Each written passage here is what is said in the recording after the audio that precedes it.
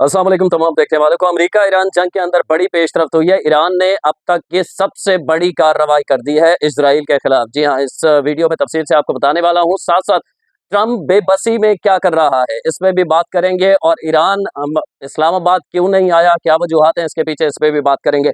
सबसे अहम ये, पिछले 2 रोज से आप मुसलसल देख रहे होंगे, इरशाद भट्टी की जानिब से मीरा से सवालात, अदाकारा मीरा से कोई सवालात किए गए हैं, फिर ये मामला किस तरह आगे बढ़ा और इरशाद भट्टी ने अब मजीद क्या कहा है, इस पे भी आपको बताने की कोशिश करूंगा। जो लोग पहली दफा देख रहे हैं वो शेयर करना, सब्सक्राइब करना और इसे अपने दोस्तों को पहुंचाते रहना, ये एक रिक्वेस्ट होती है हमेशा की तरह, ताकि ज्यादा से ज्यादा लोगों तक ये वीडियो पहुंचती रहे। मैं आपको सबसे पहले बता देता हूँ इरशाद भट्टी के हवाले से। इरशाद भट्टी को एक ख़ास जमात में, तहरीक-ए-इंसाफ में बड़ा सहाफ़ी माना जाता है। और इरशाद भट्टी के अगर बैकग्राउंड की बात करें तो क्या किसी अखबार से प्रॉपर सीख के फील्ड रिपोर्टिंग करके, तो ऐसा कुछ नहीं है। इरशाद भट्टी उस लूप की देन है हमें, जो 2014 के बाद, धरनों के बाद बनाए गए थे सहाफ़ी, और सहाफ़ी इसलिए बनाए गए थे ताकि प्रोजेक्ट इमरान खान को लॉन्च करना था। ये बातें ऑफ द रिकॉर्ड तहरीक-ए-इंसाफ के अपने लोग भी मानते हैं कि उस वक्त एस्टैब्लिशमेंट की सपोर्ट हासिल थी, तो उस वक्त बहुत सारे ऐसे सहाफ़ियों को बनाया गया था ताकि वो टीवी पे बैठ के कसीदा इमरानी पढ़ें। और इरशाद भट्टी के हवाले से मशहूर है कि वो जनरल बाजवा के ख़ास थे, जिसकी वजह से बड़े-बड़े टीवी चैनल्स पे उन्हें बिठाया जाता है। जिस ज़बान में वो सहाफ़त करते हैं, यानी हमारी मादरी ज़बान उर्दू, उन्हें वो भी ढंग से बोलना नहीं आती, और एक ख़ास जमात की कसीदा गोई करते हैं, और उस कसीदा गोई की वजह से वो मशहूर हुए, उनकी फॉलोइंग हुई और अपने आप को सहाफ़ी कहना उन्होंने शुरू कर दिया। अब सहाफ़त के कुछ जो जो लोग छोटे-मोटे हम जैसे लोग जो धक्के खा के सीखते हुए आ रहे हैं पिछले कुछ सालों से, उन्हें पता है कि सहाफ़त में भी कुछ असूल होते हैं, किस हद तक सवाल किया जा सकता है, किस हद तक नहीं किया जा सकता। अगर सवाल का कोई जवाब नहीं देना चाहता तो उसका क्या तरीक़ा-ए-कार होता है, अगले सवाल की जानिब बढ़ते हैं। इरशाद भट्टी का ये मीरा से पहला पॉडकास्ट नहीं था। माज़ी में अगर देखें इंजीनियर मोहम्मद अली मिर्ज़ा या दीगर लोगों से, सुहेल अदाकार सुहेल अहमद हो या और लोग हों, तो वो अपनी मर्जी का ही जवाब चाहते हैं। उसकी वजह ये है कि एक पार्टी से ही आपको शोहरत मिली है उनकी कसीदा गोई करके, तो आपका सहाफ़त से चूंकि कोई ताल्लुक नहीं है। और मुझे हैरत होती है कि इतने बड़े चैनल पे उसके ऊपर, जियो के ऊपर, उन्हें एज अ एनालिस्ट बिठाया जाता है, और वो भी ईरान जैसी इस वक्त सिचुएशन जो चल रही है उसमें भी। मतलब इरशाद भट्टी बताएगा कि खारजा पॉलिसी क्या होती है, पाकिस्तान की क्या होनी चाहिए, तो इसमें हंसी आती है। असल में आई डोंट नो, वो बैलेंस करने के लिए बिठाते होंगे कि रियलिस्टिक अप्रोच वाले कुछ लोग बैठे हों जो रियलिस्टिक बातें करें, और एक ऐसा भी बीच में शख्स बिठा दिया जाए जो ऊट पटांग बातें करके लोगों को थोड़ा एंटरटेन कर दे। इरशाद भट्टी के जिस तरह सवालात थे मीरा से, मैं उन सवालों की तरफ नहीं जाऊंगा, लेकिन वो सब आप देख चुके हैं वीडियो के अंदर। लेकिन मैं आपको इतना बता देता हूँ कि इरशाद भट्टी ने बिल आखिर जिंदगी में कोई अच्छा काम किया है, मैं कहूँगा जिंदगी में कोई अच्छा काम किया है, तो उन्होंने ट्विटर के ऊपर, एक्स के ऊपर माफ़ी मांगी है। माफ़ी में वो क्या कहते हैं मैं आपको पढ़ के सुना देता हूँ। इरशाद भट्टी साफ फरमाते हैं कि मुझसे मोहब्बत करने वाले, मुझे देखने वाले, मुझे सुनने वाले, मुझसे बेहतरी की उम्मीद रखने वाले दोस्तों की दिल आज़ारी और काबिल एहतराम फिल्म स्टार मीरा से माजरत। जिनकी दिल आज़ारी हुई उनसे भी माजरत, और मीरा काबिल एहतराम अदाकारा, उनसे भी माजरत। मेरा हमेशा से ये मानना है कि हर कोई हर लम्हे सीख रहा होता है। जब कुछ बेध्यानी में गलत हो जाए, एहसास होने के बाद इस पर माजरत कर लेनी चाहिए। और हाँ, सब अपनों का शुक्रिया जिन्होंने मुझे ये एहसास दिलाया। तो पहली दफ़ा इरशाद भट्टी साहब को ये एहसास हो गया है, तो हमें खुशी हुई है कि चलो ठीक है, आपको भी एहसास हुआ कि आप जो करते हैं वो उन्हें, वो सहाफ़त से उसका कोई ताल्लुक नहीं होता। आप सुहेल अहमद का इंटरव्यू देखें, इरशाद भट्टी का आज से कोई 1 डेढ़ साल पहले था। मोहम्मद अली मिर्ज़ा का इंटरव्यू देखें, तो वो चाहते हैं कि आप अपनी मर्ज़ी की बात ना करें। जो मैं कह रहा हूँ, कोई अगर अपनी मर्ज़ी की बात करे तो उसे वहाँ टोक देते हैं, नहीं, नहीं, नहीं, नहीं, नहीं, नहीं, नहीं, नहीं। तो इस किस्म की हरकत करते हैं, और ये मैं कह रहा हूँ बाजवा की देन है। हमारे यहाँ जो लोग जिनसे हम देख के सीखते हुए आ रहे हैं, एंकर तलत हुसैन है, या उमर चीमा साहब हैं, एजाज सैयद साहब हैं, नौजवानों में फ़खर दुरानी है, बहुत अच्छा काम कर रहे हैं। तो सहाफ़त के कुछ असूल होते हैं, कुछ आपको लैंग्वेज का इस्तेमाल, लफ्ज़ों का इस्तेमाल चुन के करना होता है, आपको अदब व आदाब के दायरे में रहना होता है। अगर किसी से आप सवाल करते हैं और वो जवाब नहीं देना चाहता, तो आप अगले सवाल की जानिब बढ़ जाते हैं। और फिर सवाल किस हद तक आप कर सकते हैं, किसी पे बेहुदा इल्ज़ामात की बुनियाद पर सवाल करना।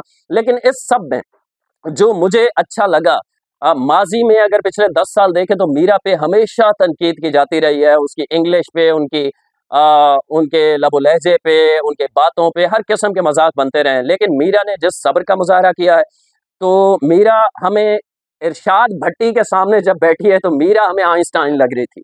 वो इतनी सुलझी हुई खातून लगी जिस तरह उन्होंने रिएक्ट किया। और अभी भी मीरा की जानिब से कहा गया है कि अभी भी इरशाद भट्टी मेरे दिल के करीब हैं और मैं उन्हें माफ़ करती हूँ, इस पे ज़्यादा बात नहीं करूँगी। तो ये बड़े दिल का मुज़ाहरा किया है मीरा ने और आई होप कि इरशाद भट्टी साहब जो है उन्हें सबक मिल गया होगा कि आइंदा इंटरव्यू किस तरह करते हैं, बाकायदा तैयारी के साथ, और किस हद तक सवाल किए जा सकते हैं इसका भी वो लिहाज करेंगे। मेरे ख्याल में इतने बड़े-बड़े चैनल्स पे बैठने के बाद अगर आपको कहीं किसी ने आके बिठा ही दिया है किसी खास खिदमत गुजारी के लिए, तो आप सीख लेना चाहिए। मेरे ख्याल में इरशाद भट्टी को अब तो सीख ही लेना चाहिए। मशहूर होना एक अलहदा बात है, ऊट-पटांग हरकतें करके इंटरव्यूज़ के दरमियान आप वायरल ज़रूर करवा लेते हैं अपनी चीज़ें, लेकिन 5 साल बाद, 10 साल बाद जब आप वो देखें तो आपको शर्म ना आ रही हो। तो ये एक इरशाद भट्टी इस किस्म की हरकत करते हैं, अब उम्मीद है कि वो सीख जाएँगे। आ जाएँ दूसरी और आम खबर के सबसे बड़ा अब तक का ईरान ने सबसे बड़ा इज़राइल पर हमला किया। इज़राइल का अपनाए हुर्मुज़ की जानिब बढ़ता हुआ एक बहरी जहाज़ ईरान ने कब्ज़े में ले लिया है। बहुत बड़ी डेवलपमेंट है, आज ये हुआ है सुबह के वक़्त तकरीबन ईरान ने बड़ी कार्रवाई की है। एक इज़राइली और दूसरा एक और जहाज़ था, 2 जहाज़ों को ईरान ने कब्ज़े में ले लिया है। बहरी जहाज़ है MSC फ्रांसिस्का, ये नाम बताया है ईरान ने जो इज़राइल का बहरी जहाज़ था, और एपा मेंडस के नाम से दूसरा एक जहाज़ था। इस हवाले से नहीं बताया ईरान ने कि ये किस मुल्क का था। अलबत्ता 2 बहरी जहाज़ों को ईरान ने कब्ज़े में ले लिया। ईरान ने कहा है कि हुदूद से तजावुज़ कर रहे थे, बारहा वार्निंग दी, लेकिन ये आगे बढ़ रहे थे। फिर हमने इन्हें अपनी तहवील में लेके ईरान की बॉर्डर की जानिब इन्हें मुंतकिल कर दिया है। तो ये एक बहुत बड़ी डेवलपमेंट है और इज़राइल जो है ज़ाहिर है वो घुटनों पर आ जाएगा। इससे कबल रात को आपने देखा होगा, मैंने आपको बताया था कि जंगबंदी का जो टाइम है वो चूँकि ख़त्म हो गया है, तो अब क्या करेगा अमेरिका? तो अमेरिका के पास कुछ है नहीं। अमेरिका जितनी बमबारी कर ले, क्या अमेरिका ईरान में रेजीम चेंज कर सकता है? नहीं कर सकता। ख़यालात बदल सकता है? नहीं कर सकता। ईरान के एटमी प्लांट को इस तरह धौंस-धमकी से ख़त्म कर सकता है? नहीं कर सकता। तो अमेरिका के पास कोई चारा नहीं है, तो वो ईरान के साथ क्या करे? तो अमेरिका ने चारा ना होने की वजह से वही किया है, फेस सेविंग की तरफ गया है, और ट्रंप की जानिब से जंगबंदी में तौसीक के हवाले से कहा गया है। अब इसमें डेट नहीं दी गई, मजे की बात देखिएगा, जो ट्रंप ने जंगबंदी के हवाले से बात की है उसमें डेट नहीं दी, बल्कि ये कहा है कि शहबाज शरीफ और फील्ड मार्शल आसिम मुनीर के कहने पर जंगबंदी में तौसीक की है, ट्रंप कहते हैं। और जब तक ईरान की जानिब से तजावीज़ पेश नहीं की जाती और मुज़ाकरात किसी नतीजे तक नहीं पहुंचते, यानी मशरूत कर दिया इस जंगबंदी को कि जब तक ईरान तजावीज़ पेश नहीं करता हम जंगबंदी पर हैं, और जब तक मुज़ाकरात किसी नतीजे तक नहीं पहुंचते हम जंगबंदी पर हैं।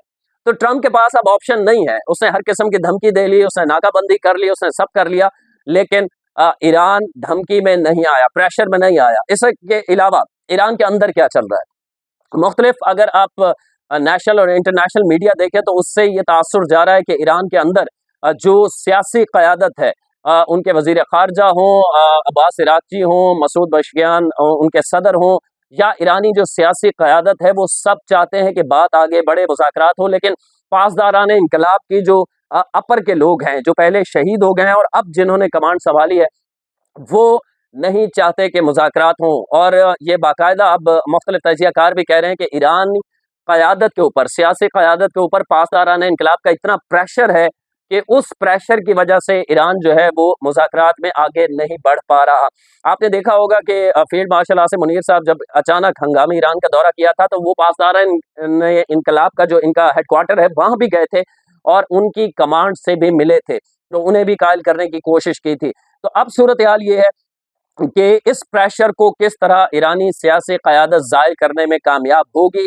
अगर होगी तो मुज़ाकरात होंगे। वैसे मैं अपने अगर इस सारी जंग के हवाले से आपको हर रोज़ 2 से 3 वीडियोज़ में बता रहा हूँ, जो मैंने इस सारे से नतीजा किया है वो ये है कि ईरान आखिर बिलाखिर इस्लामाबाद में ही मुज़ाकरात करेगा, मुज़ाकरात पाकिस्तान में ही होंगे और इस मसले का हल मुज़ाकरात से ही निकलेगा। लेकिन ईरान ज़्यादा से ज़्यादा अमेरिका पे प्रेशर डाल रहा है क्योंकि ईरान का अपर हैंड है। ईरान इस जंग में अमेरिका और इज़राइल को नाको चने चबवाना जिसे कहता है वो कर चुका है। ईरान के पास अब खोने के लिए कुछ नहीं है। तो ईरान मुसलसल ये कोशिश कर रहा है कि इस जंग में हम अपर हैंड हमारा रहे और हम प्रेशर डाल के इस तरह मुज़ाकरात करें अमेरिका से कि अपनी मनमानी कर लें, और ये अच्छा भी है ईरान के लिए कि वो अपनी शराइत मनवाने में कामयाब हो जाए। ईरान चाहता है यूरेनियम अफजूदगी अगर रोकना है हम खुद रोकेंगे।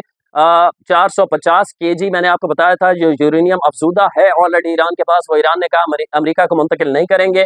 नाकाबंदी अमेरिका को पहले खत्म करना होगी।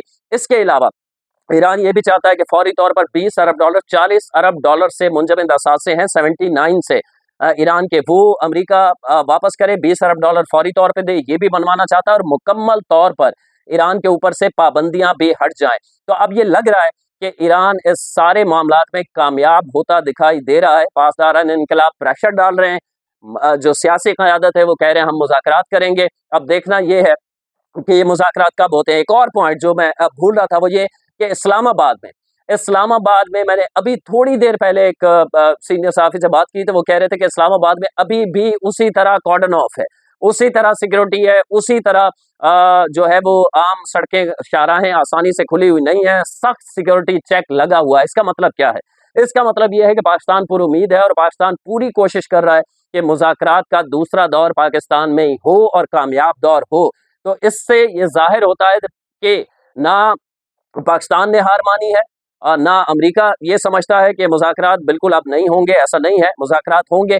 ईरान को कुछ तहफ़्फ़ुज़ात है नाकाबंदी के हवाले से, यूरेनियम के हवाले से, मुंतकिली के हवाले से, और जो 20 अरब डॉलर की अमेरिका इशारा दे चुका है, इंडिया दे चुका है कि हम वो फौरी तौर पर मुंजमद असासे वापस देने के लिए तैयार है। ये वो वजूहात हैं जिसकी वजह से ईरान थोड़ा रुका हुआ है, प्रेशर डाल रहा है। अलबत्ता ईरान मुज़ाकरात करेगा और पाकिस्तान को भी पता है, जिसकी वजह से इस्लामाबाद के हालात अभी तक नॉर्मल नहीं है, सख्त सिक्योरिटी है। अगली वीडियो तक के लिए अल्लाह ने